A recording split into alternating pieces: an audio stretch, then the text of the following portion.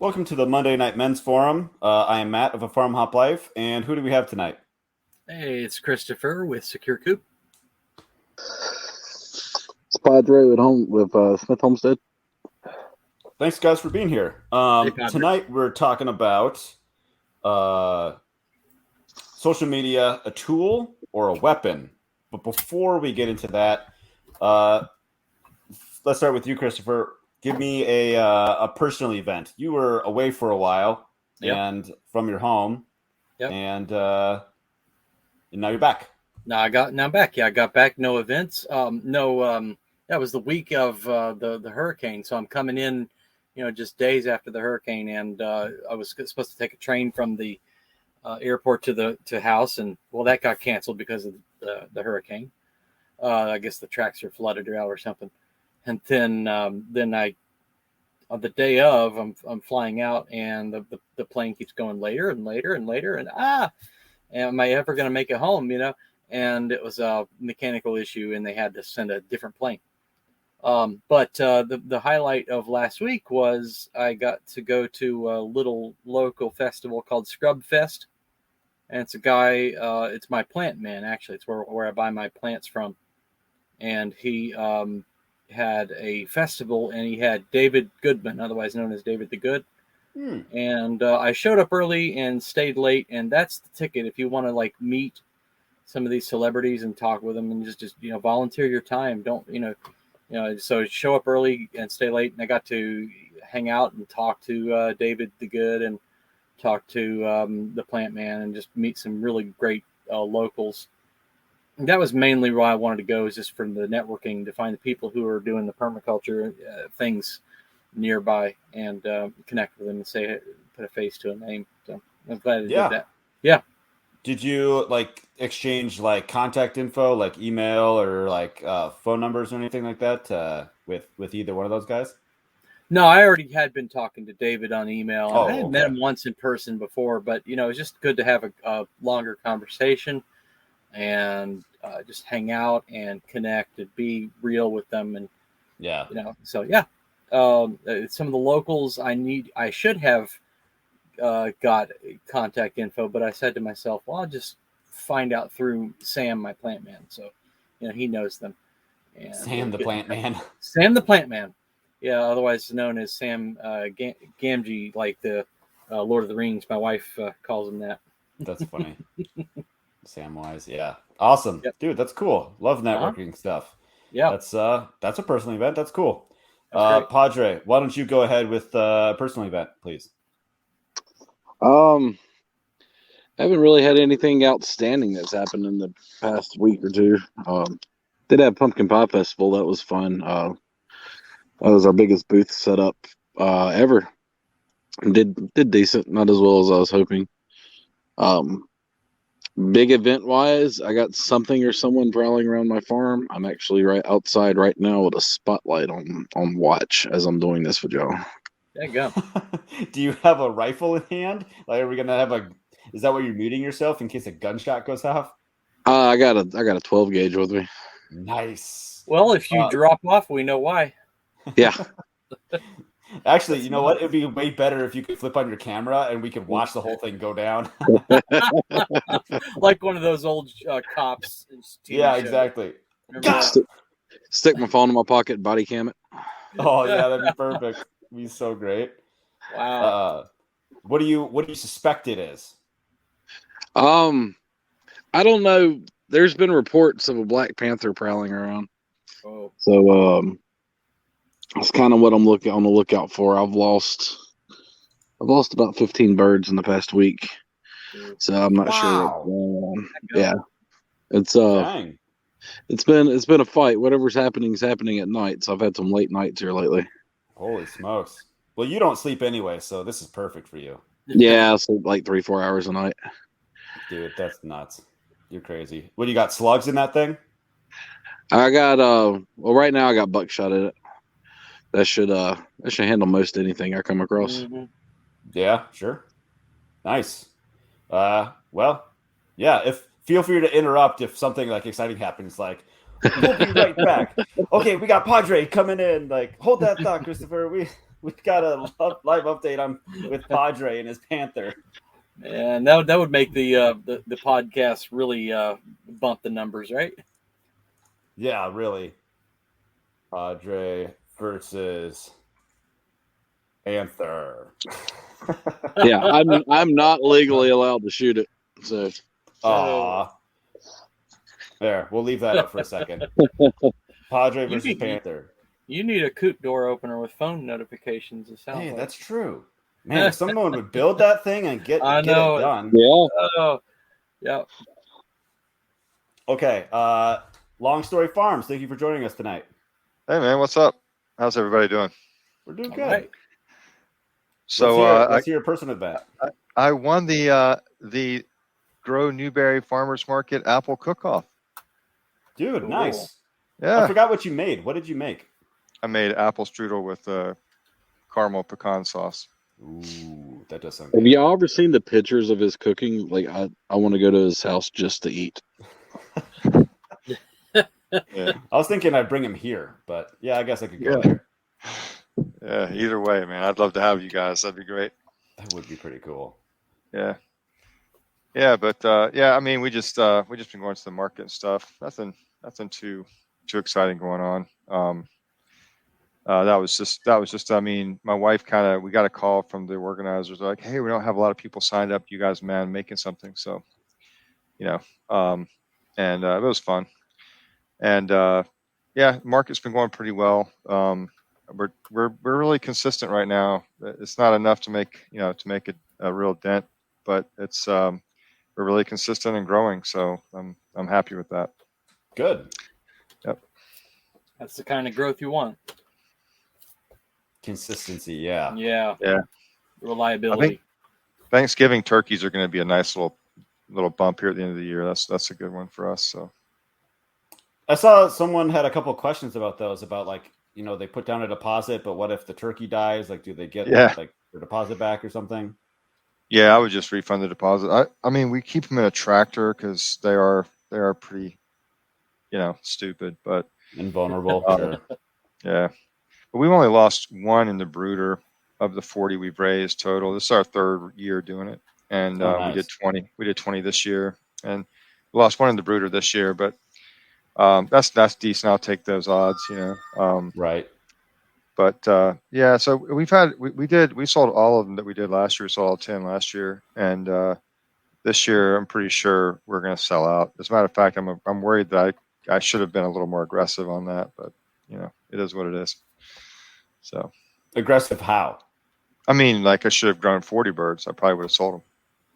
Oh, you didn't do 40. I thought you did do 40. I've done 40 total. This is 20 this year.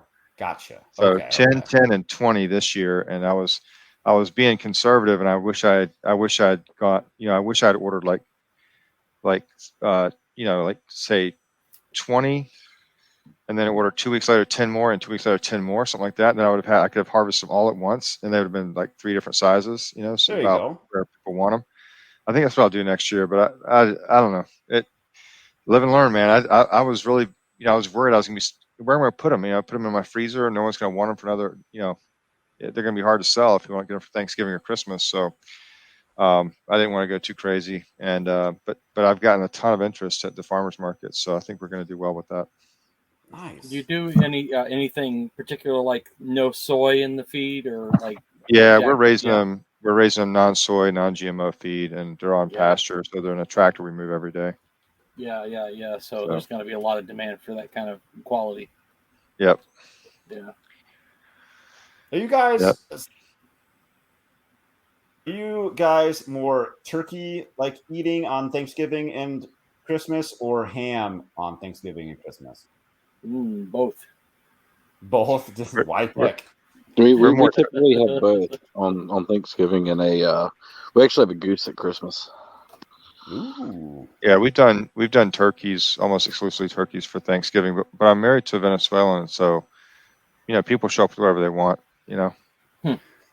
Like I got really upset one of the first Thanksgivings we were married. I was really upset because someone brought pasticho to the Thanksgiving dinner. I'm like, this is unacceptable. This is America. Yeah. I got really upset. That's kind of funny. What about you, Matt? About personal? Oh, personal event. Well, I've been breaking my back the last 2 weeks, doing stuff out in the front yard. So like when I had the excavator, I like dug out like a big section to kind of flatten out the driveway because it was kind of flat and then it kind of like got really steep. And so like you'd have to like fall into the truck and like really climb your way out to, get out of the truck or, fall out of it if you're on the other side, obviously. And so like I leveled that all out and I'm like using like a 2-foot rake to grade the whole thing. It's so much work. Yeah, I bet. But I got that part done and I'm working on like this rock wall that is like it just like has like a nice like radius to it on the front of the house. And I'm filling that up with rock. Like I got so much rock on my property, but I'm using up so much rock in the wall that I might actually run out. Whoa. But I don't know. I'll just take the neighbor's rocks or something like that. I'm sure they'd be happy to give them away. And then last night, I met my first mutual from Twitter. So I'm not going to say who it is, so don't even bother asking. But it was cool. We hung out for 3 hours. Whoa. And had to get back home. We were already keeping the kids up late. So how'd you get was that a planned event or you just like bump into the guy? I knew where they were going to be, and it was a lot closer to my house than where they live. They like we had been chatting like direct messages and stuff, and I knew where they were going to be. I'm like, hey, meet up? Yeah, let's do it. So that was cool. Yeah. So that was pretty cool. Mm-hmm. Looking forward to meeting them again. So very nice people. So it's interesting. So let's to the main topic, social media, tool or weapon. And it's interesting that I have both Long Story and Padre on here because both of you guys have very recently said, I'd really like to just get rid of social media altogether, like almost roll back the smartphone even as far as I think Padre, you've been more vocal about that than the Long Story. Let's start with you. Like what kind of brought this on? Oh, there's I don't know if it's a midlife crisis or whatever. I turn 40 next year. Sure. But I realized not too long ago how much time I actually spend in the digital world, whether it's social media or anything else. And there's several things going on. My kids are getting older. My oldest just turned 19. My middle child's 14. My daughter just turned 8. And like, I posted something yesterday. It was a guy did a study, and on average, 90% of the time a child will spend with their parents in their lifetime occurs before 18 years old.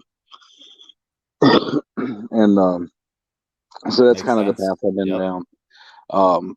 I want more time with my kids. I want more time with my family as a whole. My wife, she'll be finishing up her doctorate's degree in December, and the last 6 years, her life's been consumed by schoolwork. So like very little time for me, very little time for the kids, pursuing her dream. And she'll be done with that, and she'll have more free time available. And I just want to start focusing more on her, focusing more on the kids. And I'm kind of going through a spiritual renaissance as well too. And I'm wanting to put a lot more focus on God and my spirituality. And Twitter and Facebook and all that, they're just distractions. And it really comes down to I'm wanting to weed out all these distractions going on. There's so much negativity I see on a daily basis. I try to filter it. I try to ignore a lot of it, but I still see things that piss me off and honestly just not worth my time. There was one caveat you had said, because we're in a Telegram chat together. You're like, this is kind of the only thing I would keep of all the social medias is this Telegram chat that Agora Crops has set up. Yeah, it's I like the connections that I have, the networking that I've done, and I want to keep that.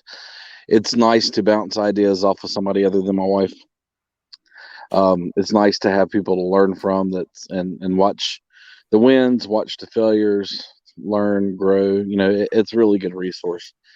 And I may open my own Telegram channel just for the people I've made connections with that aren't exactly in the homesteading, small farming world. But it's not going to go any further than maybe a couple of chat rooms. Right. It's very like heavily monitored, invite only, obviously. Yeah, that makes sense. Yeah, and even in Agora's chat, a long story can tell you I disappear for hours, sometimes a day or two at a time before I come back in there. It's a lot easier to set that aside than people DMing me about a hat I make or asking. I give farming advice freely. I get DMs all the time, and I pay a lot of attention to those. And I'm just trying to filter out a lot of that noise. Sure. What about you, Long Story? Because you've kind of said the same thing. Like you also said, you had previously said, you traveled a lot and you have like a huge digital footprint and whatnot, and you would almost like to go like recluse, more or less. Yeah, well, I mean, if I'm honest with myself about it, Twitter does take more of my time than it should. That's a challenge. I started it and I thought of it more because I really do want to write a book. I've written, like 3 or 4 chapters of it. And I thought, well, I'll try to see if I can get a following there. And then, I'd have people that would probably be willing to buy the book. At least there'd be a group of them that would, and that kind of thing. And but I kind of lost focus on that. And, what I've been thinking about lately is like, if I was spending some of the time I spent on Twitter, instead of doing Twitter, writing the book, I'd probably be finished by now, Right. And then on Facebook, I use it almost exclusively to market the farm. I literally have 3 friends. I added one guy, a permaculture design friend, that was just my wife and my daughter.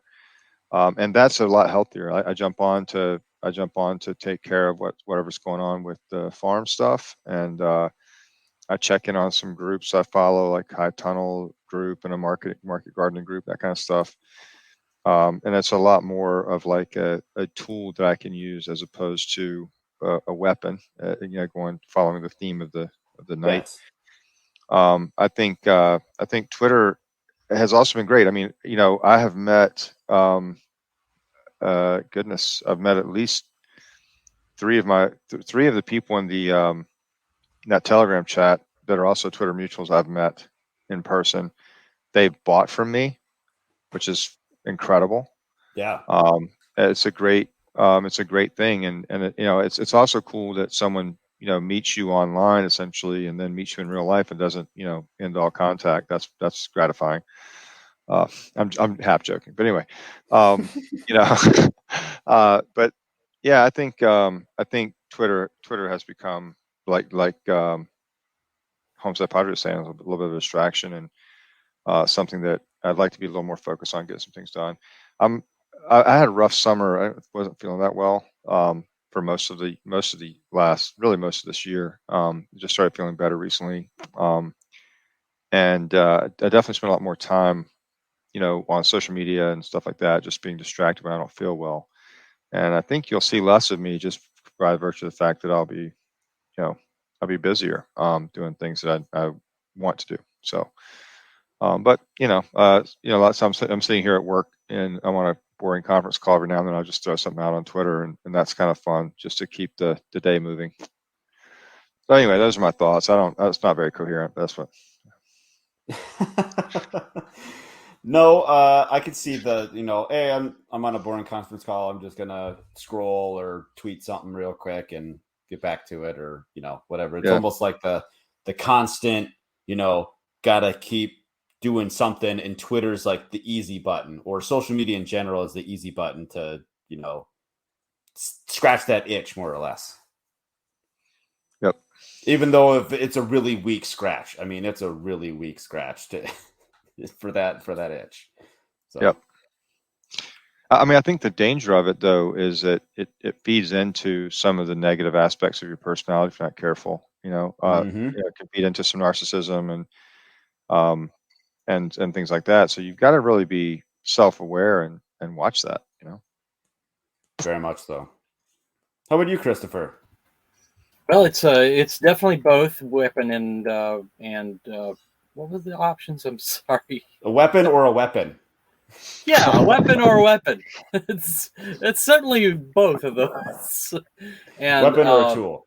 yeah, I was thinking back. I've been on the internet, gosh, since 1994, so like almost 30 years, and using it. And the first thing I got to was the social, the chats, Mm-hmm. the hey, what's going on? Let's talk about this. Let's talk about that. The message boards, things, and for years, it was a dominant force in my life just to hang out, till 2 a.m., 3 a.m. writing on message boards, chats, various things. It's like, oh God, yeah, thank you, ASL. Yeah. Yeah.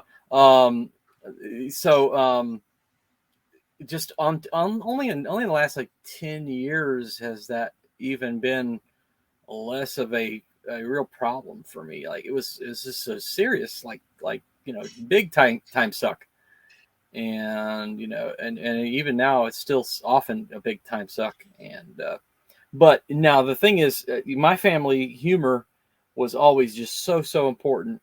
And I could never really, like, my dad was a professional clown, and he in his time he would, in his spare time, he would go out to parties and do things, and he loved to put on shows and tell jokes at dinner tables and things. And I could never really tell a joke, but humor was always important to me, and so making people laugh was always extremely important to me. Just a great way to blow off steam and laugh myself and cause other people to laugh. And so that's one of the blessings and curses of social media is I think the meme is like the best thing the internet has given us. So so I've got a meme group, and I'm on MeWe, and I run that. I've got about 2,500 people there, and it's just be able to throw something up, and just to see people just having a great time and just enjoying it. I really like that.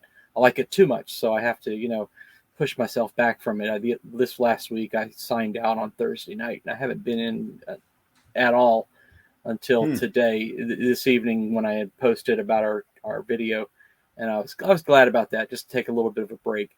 But it's also useful. So it's definitely been useful for me to connect to people, to find out more about people, to find the kinds of people that I have once talked with and still want to kind of keep in touch with and follow them.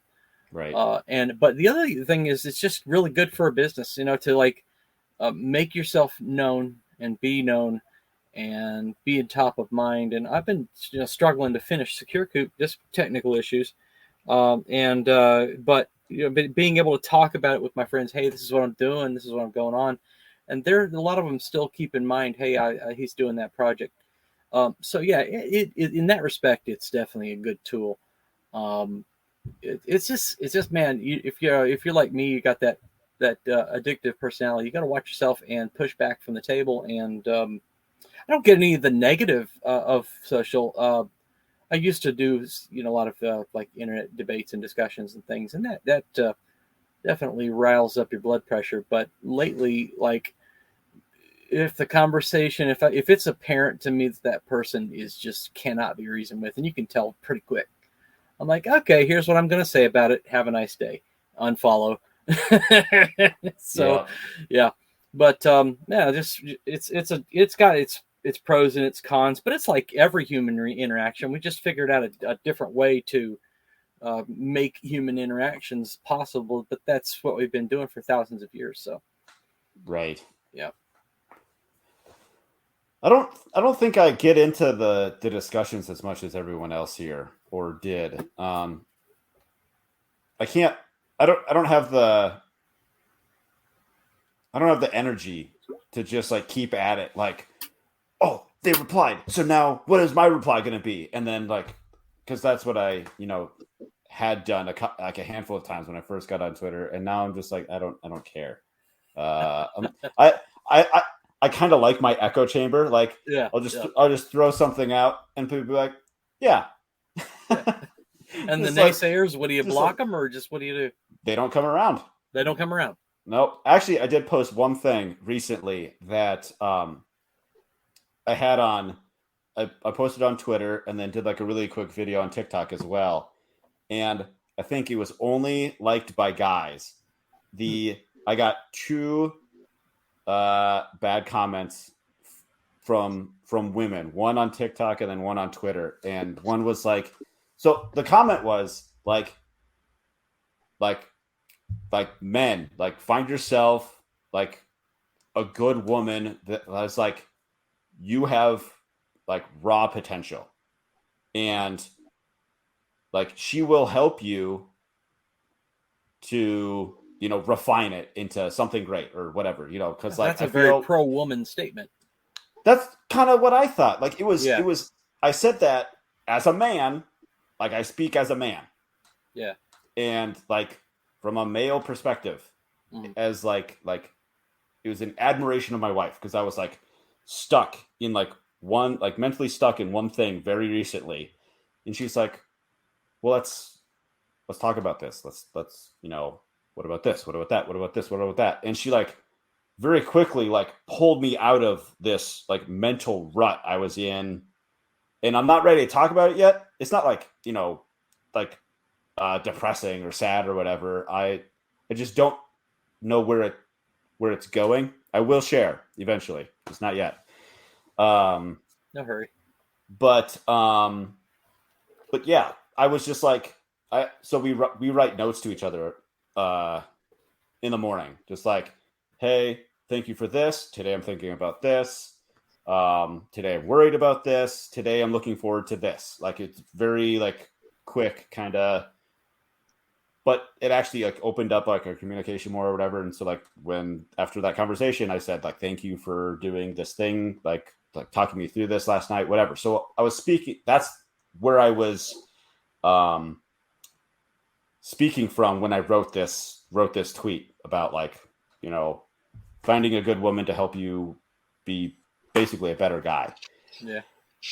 And they were like, this is not our job. Do not make us do this. This is not our responsibility. And I'm like, you know, like I'm sorry to jump in, Matt, but I think I dated a couple of different types of women when I was single, and I dated a couple of women who were like, I'm looking for the finished product. And I definitely knew that I wanted to find a life partner and then figure out what we were going to do. Right. I knew that. And so when I would date a woman who was like, you know, I'm looking for the finished product, I'm like, well, you know, I'm not the guy.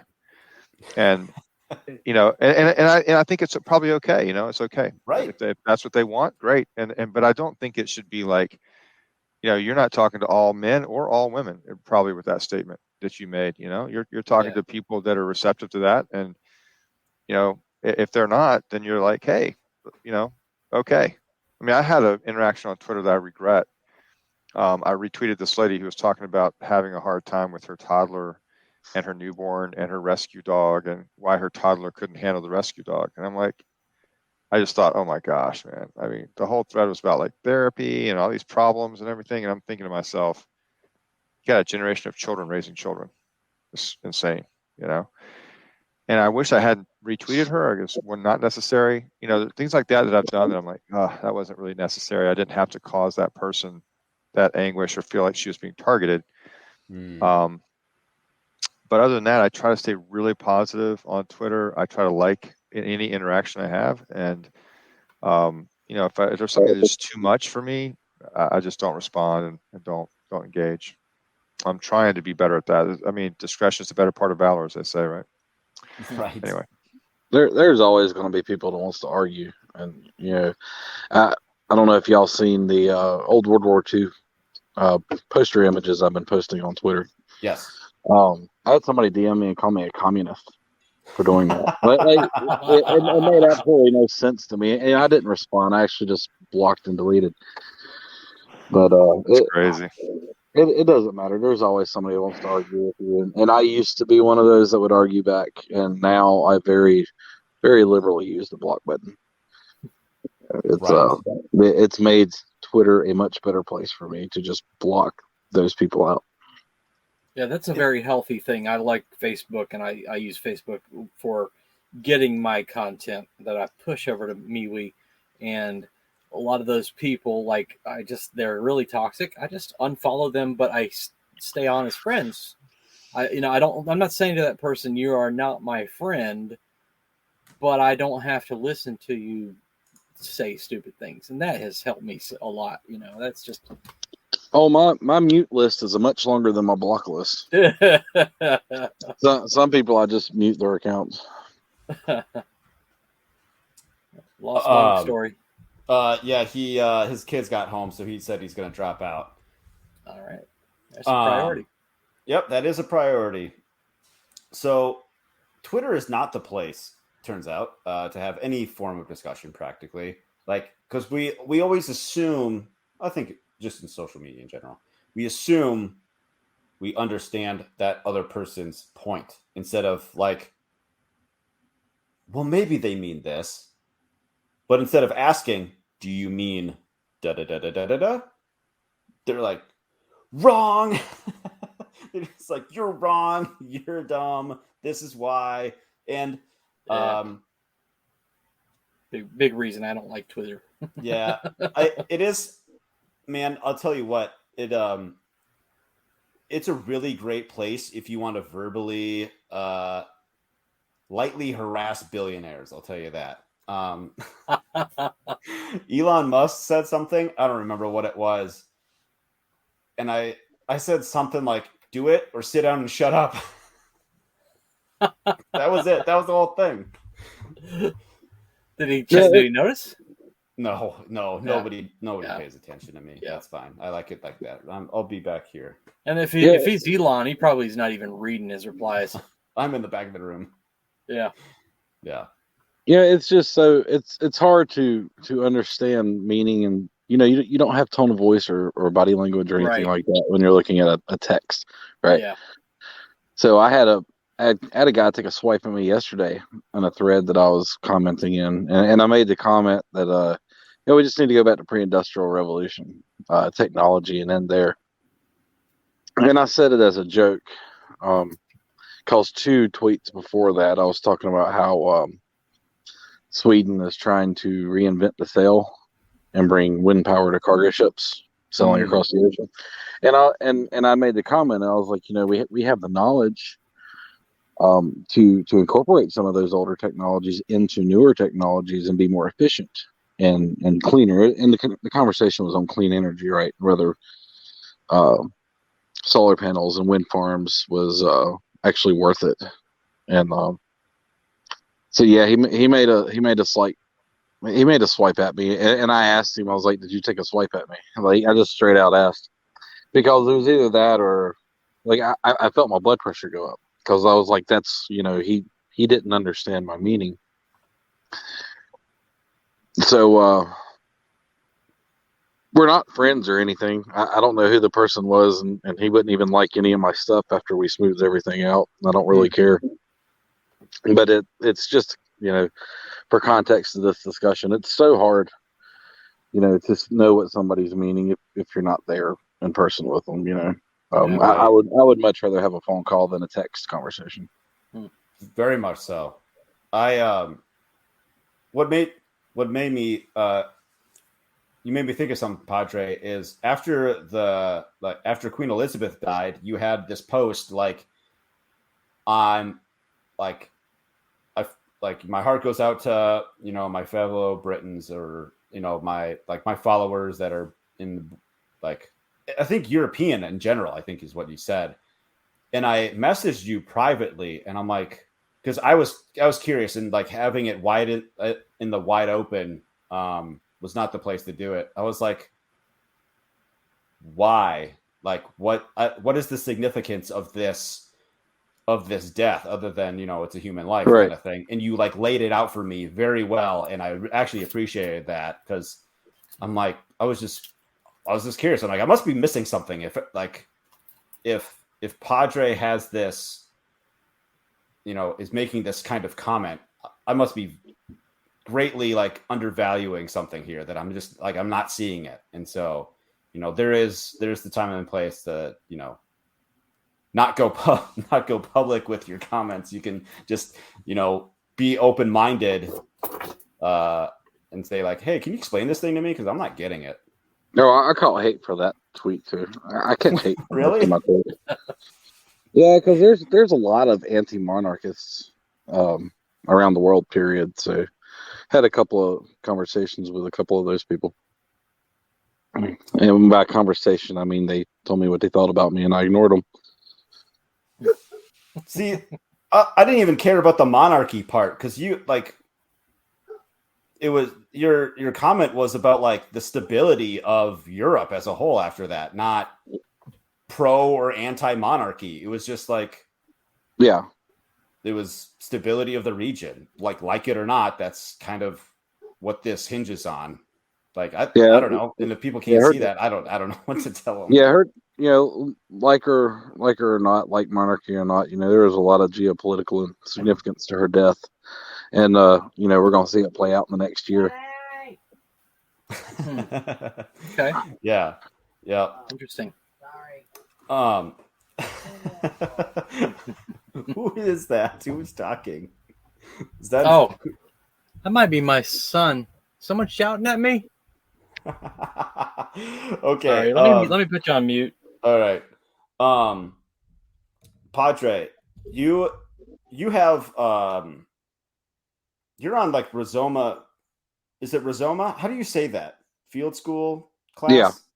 Yeah, rhizoma. You're rhizoma. Duh. It's a rhizome, like a fungus, right? Yeah. Like the fungus. So to like promote your course through I already forgot how to say it. Rizoma. Rhizoma school? No. You don't use that? You don't use social media to promote that? Or any of your stuff? I rarely promote much of my stuff. If you go to my Twitter profile, most of what I'm going to support's on there. It's in the bio. So Rhizoma School, I work with her. I know she's been catching a lot of flack lately from a lot of people, but and again, that goes back to the conversation. She's catching flack from things she posted 2-3 years ago, and her outlooks on a lot of things have changed. But who's got the time to go back through 20,000 tweets and delete something? But that's where social media really becomes a weapon against you. Like everything I like to say, everything I put on the internet is permanent, completely transparent, and never going to go away. Like always going to be there, and anyone can find it out. Like I say, if I wouldn't want it to be seen on the cover of the New York Times tomorrow morning, I try not to say it anywhere on the internet, even in private chat, just sure. Because I work in IT. I've been on the internet for a long time, and I see things get exposed. And the flip side of that is I also know that how temporary things can be. So if I want something, I know I must save it to my hard drive, or it could get lost forever. Yeah, and my doxing earlier in the year. Yeah, your doxing. That was because I used to speak to somebody 2 years before they did something bad, but I was labeled a supporter of his because I spoke to him once. Yeah. Nothing ever dies on the internet, right? Right. But we should do doxing for things that when people do something great. So like Secure Coop comes out at the end of the year. Let's dox all his supporters. Like these guys were with him from the beginning. Like right. Let's hear it. Yeah. Excellent. I like that idea. So social media definitely can be a weapon against anybody. Mm-hmm. That's very, very true. Yeah. It's interesting comment you had, Christopher, about even private chats, and that is without like that's just kind of like how I did it, like by default, without like really like thinking about like, okay, what if this makes it out? Like, yeah, someone was like talking to me, sent me like a couple DMs about like religion and this and that, and I just answered them like I would, like if we were talking right here. It's just something that I'm not, if it gets published, like that's fine.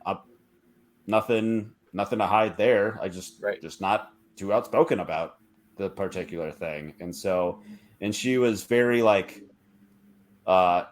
very hesitant to share anything, because like she was like just like in the middle of possibly like getting doxxed herself, or did get doxxed, like, you know, where she works and whatnot. It was kind of like, I don't know how people, it's so weird to me. I know I'm very new to Twitter, and like I've only been on like a year and a half or something like that, but like I don't know how people get into like such drama like all the time. You know what I mean? Like if it's, you get like just attacked. I don't know, but Padre, maybe you can speak to this a little bit more, but like how is it that people like just attack you all the time for stuff you just say? You'd be like, you could just say like good morning, be like, is it a good morning? What about people that didn't wake up?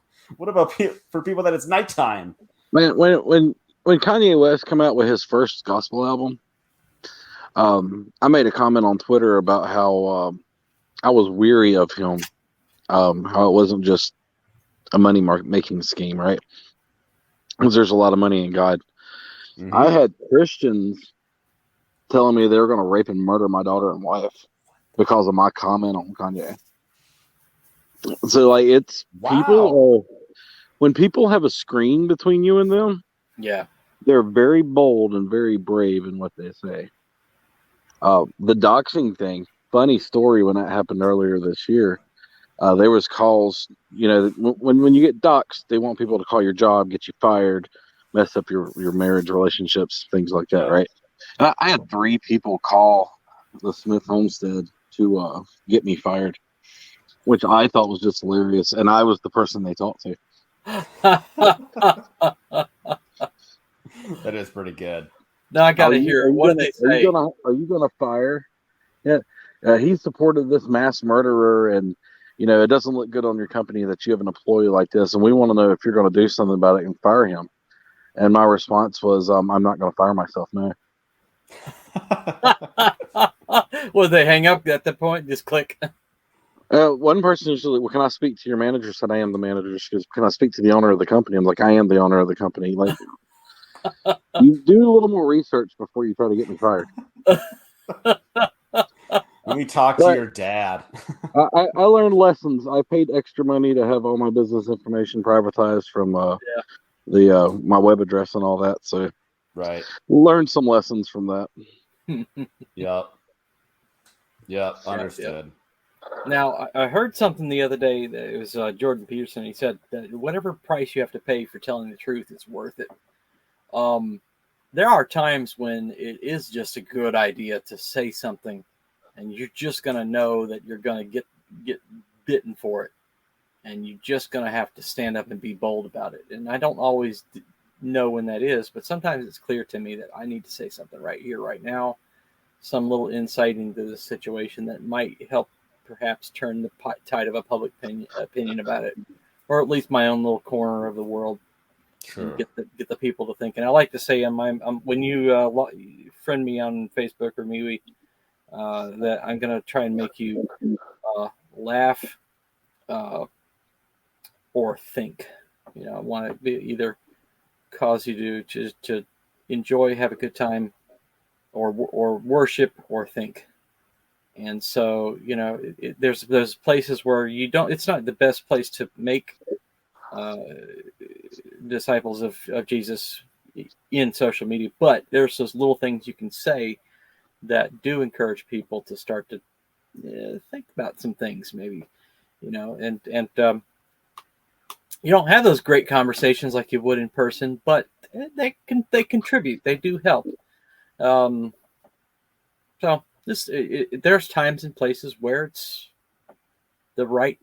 You need to say something right now, and I don't always know when that is, but you know, sometimes it just inspiration strikes. Yeah, I've done really good in the past year or two to keep my opinions to myself when I see something I don't agree with. Yeah. I get tagged in things a lot, and I'll come in and play stupid just because I don't want to ignore the tag, but Yeah. I don't really want to be involved. But I did do that yesterday on a religious post. I actually interjected a thought, and the guy was romanticizing the fall of Adam and Eve in the garden, right? And I was like, I've never seen anybody romanticize this before, so I had to say something and kind of set it straight. And basically what he said was Adam chose to eat the apple with Eve out of love because the Bible teaches in Corinthians to love each other, and what do you say? No greater love hath a man than to give his own life, and Adam gave his life for Eve when he ate the apple. That's strange. Yeah, I was like, yeah, that seems like a stretch. Yeah, I even made a comment. I was like, I made a comment that men are the spiritual heads of the house. We're supposed to lead our family. Adam failed in that when he allowed Eve to eat that instead of correcting her. And then I was like, and I actually made the comment. I said, I have never seen anybody romanticize the fall of man and the sin before. So religion will get me. I will. I do find it harder to not speak my mind. That my only college education was a theology degree, so that's kind of where my mind's at anyway. Sure. What about all the good things social media did? That's how I met you guys. Yeah. My whole thing is social media. Like I was trying to think when we started, how would I even attempt to do what I'm doing without social media? Like how would I go let's roll it back. There's an internet, but there's no social media.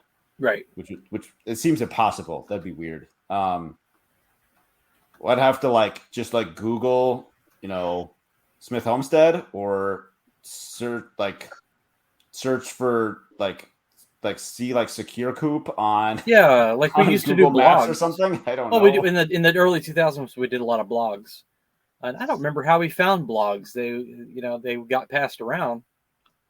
Remember how we found them though? That's a good point. Ask Jeeves. Ask Jeeves, man. I forgot about Ask Jeeves.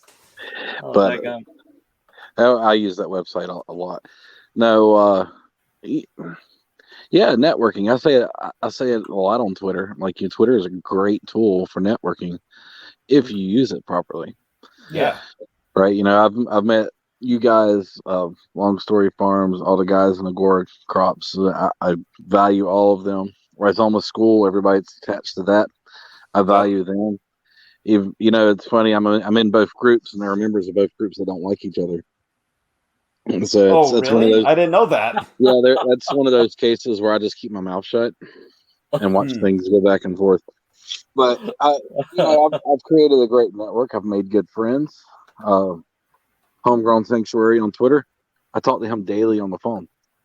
He's like my best friend. He lives in Michigan, and we've never met in person. But the guy is like my best friend. I'm gonna have to look him up now. It's a great tool when it's used correctly. Part of me leaving is I feel like I've built my network to the max that I can build it. Sure. And that's why I'm staying in the chats, is to keep those associations. But I talk with a lot of people offline now, probably more so than I talk to online. And, at this point,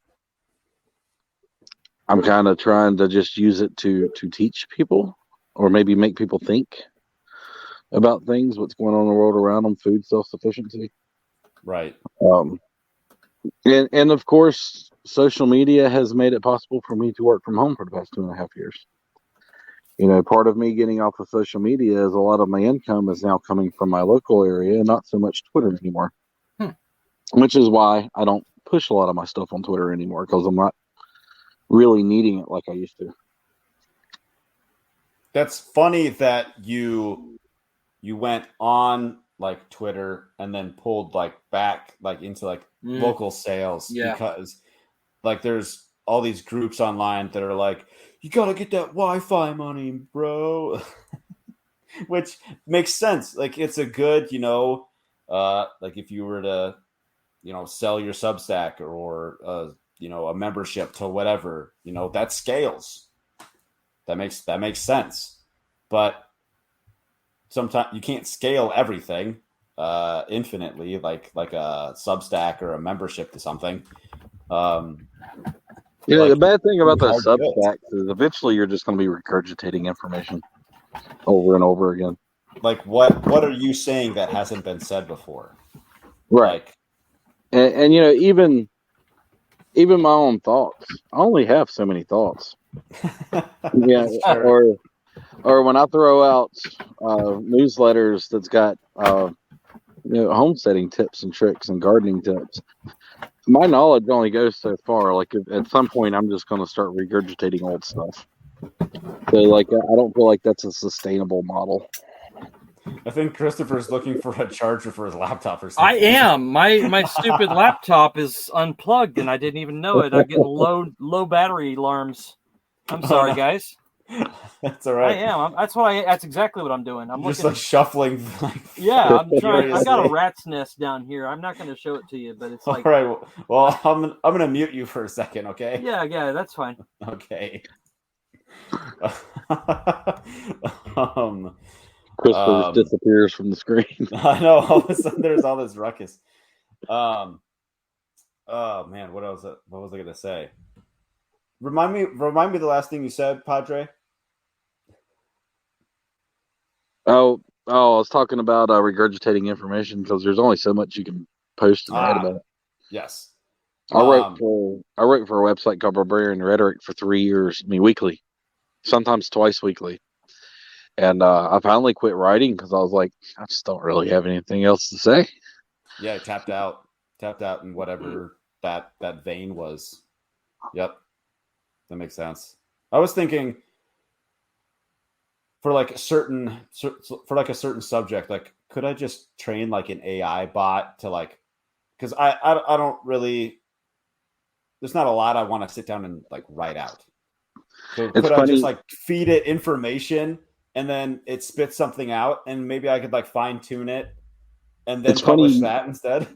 It's funny you mentioned that because the last probably 6 months, I've seen a lot of programs and websites pop up that's AI, and the AI writes your content, your social media posts, your blog posts. Like it's all AI written. You just tap some stuff in there, some ideas, some keywords, and the AI just writes it for you. I've actually been considering looking into it as I withdraw from being online, because I do still make sales online and I would like to keep those going, which means I have to keep putting content out. Yep. So, but I just don't want to put as much time into the content as I have the last 4 years. It'd be funny if somebody hacked one of those AI software to start posting like, hail certain person from the 1940s. And it's funny you say that, Christopher, because Microsoft did that. Microsoft, it was Microsoft Tay, or I don't remember. Right, I remember. It got like super racist within like 12 hours. It did. No time at all. It was hilarious how bad that AI failed. Right. Man, that's funny. Yeah. No, that's funny. You're thinking the same thing. You put the thing on autopilot and you walk away and you hope it's going to do things right, but like, what if it doesn't? Like, what if it starts, saying threatening, getting threatening letters in the mail, like I didn't send this. Right. Yeah, that's I've looked into them, and that's part of my year time frame, right? I'm kind of sitting back and watching programs like that, seeing how well they're going to function. If it's something I even want to deal with a year from now, you know what I mean? Well, they even have AI speech now. So like, how many hours is there of me speaking that it can analyze my voice and I can give it a script and it'll sound just like me speaking. Yeah, but it is very, very creepy. Yeah. But it's inevitable. It is inevitable that we're all going to just be dominated. You know what? I'm going to put like a stamp, stamp of authenticity on all my social medias, like not AI generated. An NFT on your thing. Yeah. Yes. Well, anyway, Padre, I wanted to circle back to something Padre said earlier, talking about talking to people online every day. That is one of the great cool things you can do with social, because you've got people that are physically on your street next to you, and they're just like, I'm into my Pomeranians, and they're, maybe they're 30 years older or 30 years younger, and just in a totally different world that it grates on your nerves to even think about talking with. You get on social, and then you've got that person who clicks on 8 levels that you're able to talk with. Yeah. And that's just one of the cool things, one of the benefits of it. And you find those people out there in the world, because it's a great big world with more than 7 billion people for whom you can, have those cool conversations. We're just getting started with the, I think what we're going to see soon is translation of voice chat live. So you're able to, Russians and English, just having normal conversations. Wouldn't that be cool? Great. Yeah. That would be neat. Yeah, it's like Kyle, Homegrown Saints. He's my brother from another mother. We are on the same level on just about everything. Yeah. Like, it's insane how well we clicked. That's how he became my best friend, who I've never met. Right. So it's again, it's a good thing about social media. It helps you meet people that you do connect with. Yeah. And so it's an evil thing in some ways, but it's also a necessary evil. Yes. Fortunately. Yeah. Very much so. Go back to Rizoma School. She's in Uruguay. Yep. I never would have talked to her outside of social media. Mm-hmm. Agora Crops. I know he lives 30 minutes from where I was born. I've lived around him my whole life. Never knew he was there. Mm-hmm. Not until social media. So, yeah, there's definitely the upsides to it. Oh yeah. Yep. Yeah. You get better at navigating away from the negatives and the obsession and the negative people who are grumbling and complaining, and you filter those people out. And as you just get more adept with it, you spend less time. Like I'm preaching myself here. Let yourself be absorbed less with it, and be more with your family. And then when you use it, you're more sharp about how you use it, and it's just another great tool like we can all use. There are a lot of people out there who don't know how to use it well, and as a result, I think it is contributing to a lot of mental illnesses in the world. Oh yeah. Yeah. I mean, it's so narcissistic. It's so, like you said, that there's a screen between you and the person you're talking to, and you can just assail them in ways that if you did in person, they would sock you in the mouth. So. Yeah, and I think that's why Twitter's my go-to platform, right? Mm-hmm. You can block people, you can mute accounts so that they're not offended. Twitter has this great function called a mute list. You type in all the words that you don't want to see.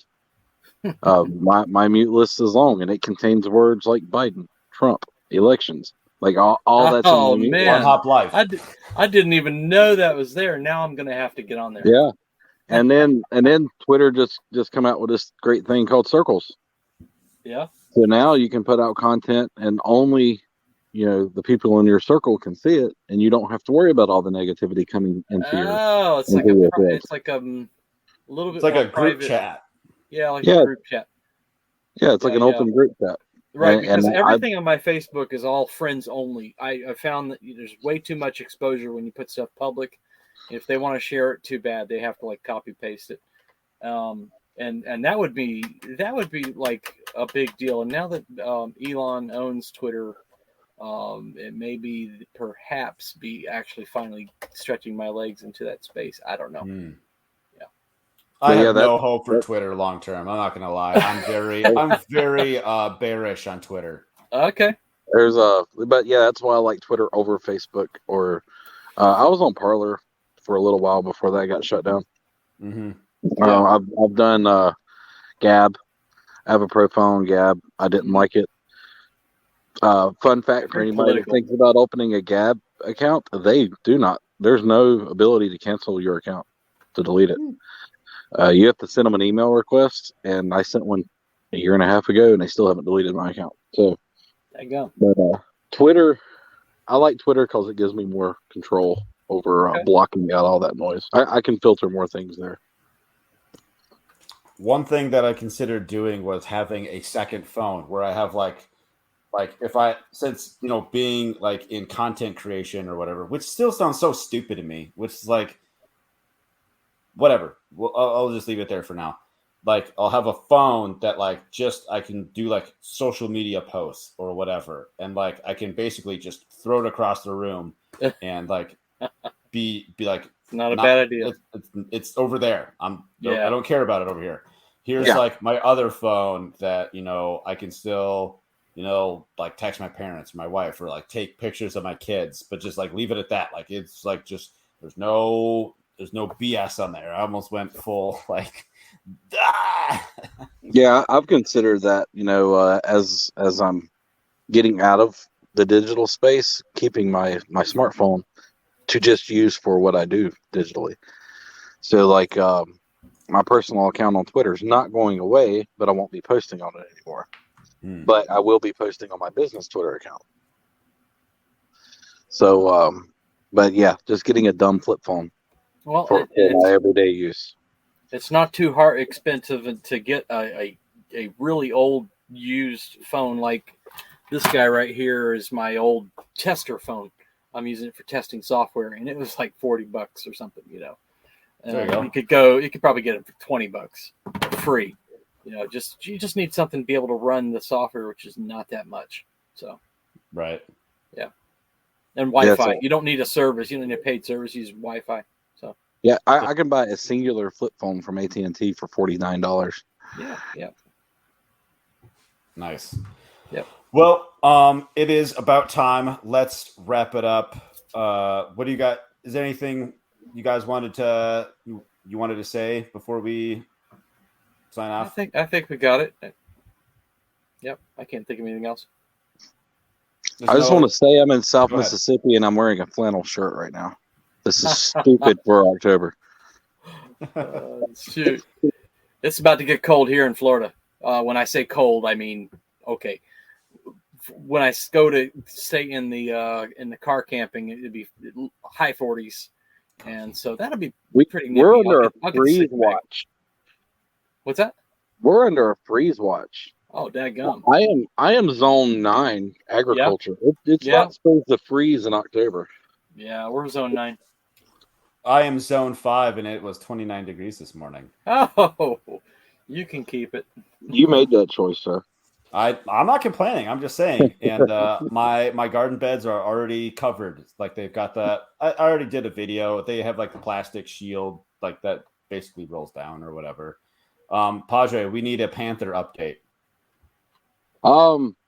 Heard some stuff in the woods a little while ago, but didn't see anything with spotlight. The dogs have calmed down; they're no longer barking. So shoot blindly and then go investigate. I have chickens that roost in those woods. So well, you already lost some. Might as well just get a whole new flock. There you go. My wife wouldn't complain. She's already like 40, 50 birds next year. Nice. Excellent. All right. Christopher did it all. Go ahead and plug your stuff. Sure. SecureCoop.com. I'm working on a device that has a coop door opener with phone notifications. Followed up soon after that with other kinds of backyard garden, farm monitoring and sensors and things like that. The coupon below, Farm Hop Life Rocks, will get you a discount, and get on the mailing list. There's another discount. And if you're on Jack Spirko's member support brigade, there's another discount. Just stack them up. So come out and see me and give me a holler on the website. Nice. Looking forward to it. Oh, and a free ebook on the website is 40 ways to secure your coop. And Mr. Padre, you need to maybe pick that up. Yeah. He totally does. Go ahead, Padre. All right, smith-homestead.com, code FarmHopLife for 10% off at checkout to support the podcast and support me, my family. Just want to say I got some holiday scents coming up this week for anybody wants to check out. And we just started a loyalty program.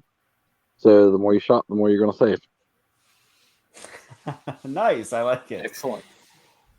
And I am Matt DeRozier of Farm Hop Life, a traveling homestead family. You should check out our 20 by 23 project. We're going to visit 20 homesteads in the year 2023. It's coming up soon. Yeah. April 1st. There might be some developments soon that for the better, probably. Okay. I'll keep you guys posted. All right. Thanks for watching, listening, everybody. Thank you guys for being here. Conversation and the opportunity. Yeah, absolutely. See y'all later. All right. See ya. And